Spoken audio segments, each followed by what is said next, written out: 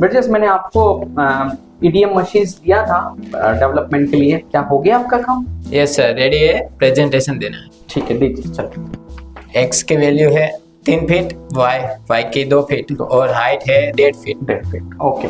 इसके बाद PVC panels दिखाओ मुझे, क्या है, किस हिसाब से है, कि रोटेशनल्स क्या एक्सिस है, सीएनसी पैनल्स की जो रोटेशनल्स है उसकी जो चिप्स है वो आप मुझे थोड़ा शो करो किस हिसाब से है।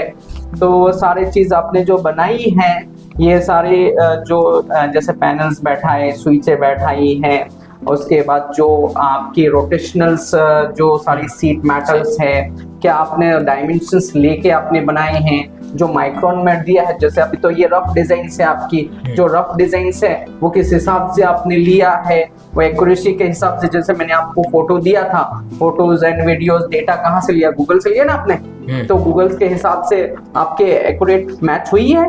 हाँ, हो गई ना, ठीक है। आप यानी कि आपकी जो अभी ड्राइंग बनाई है आपने, जो डिजाइन्स बनाई है, आपको क्या लगता है कि इज कंफर्टेबल है आपके डिजाइन्स? यस, ठीक है ना।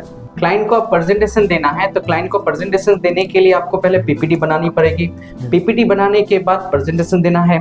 प्रेजेंटेशन देने के बाद ये जो आपने रफ डिजाइन्स बनाई है, ये डिजाइन चली जाएगी आरएनडी में, आरएनडी डिपार्टमेंट में। जो भी स्टूडेंट अभी आरएनडी करते हैं वो आरएनडी में चले जाए, जैसे अंशिस जो सीखते हैं अंशिस मैटलैब, तो वो उसमें चले जाएगी अभी। फिर ये जो आपकी रफ डिजाइन है फिर एनालिसिस होगी। एनालिसिस होने के बाद देन फिर मैन्युफैक्चरिंग डिजाइन होगी। जैसे अभी कोई मैन्युफैक्चरिंग सीखते हैं, जैसे सीएनसी प्रोग्रामिंग वगैरह, एनएक्स वगैरह जो सीखते हैं, एनएक्स कैम वगैरह, तो वो सारे में चले जाएंगे। फिर तो वो सारे चले जाने के बाद फिर वो मैन्युफैक्चरिंग ड्राइंग्स तैयार करेंगे। मैन्युफैक्चरिंग ड्राइंग तैयार करने के बाद देन फिर आरएनडी में आएंगे। आरएनडी में आने के बाद देन फिर आपकी पूरी प्रोग्रेस एंड जीडीएनटी टॉलरेंस वगैरह के साथ ये ड्राइंग को निकाला जाता है, फिर जाता है क्लाइंट के पास, फिर जाके मैन्युफैक्चरिंग रियल में होता है। क्लियर?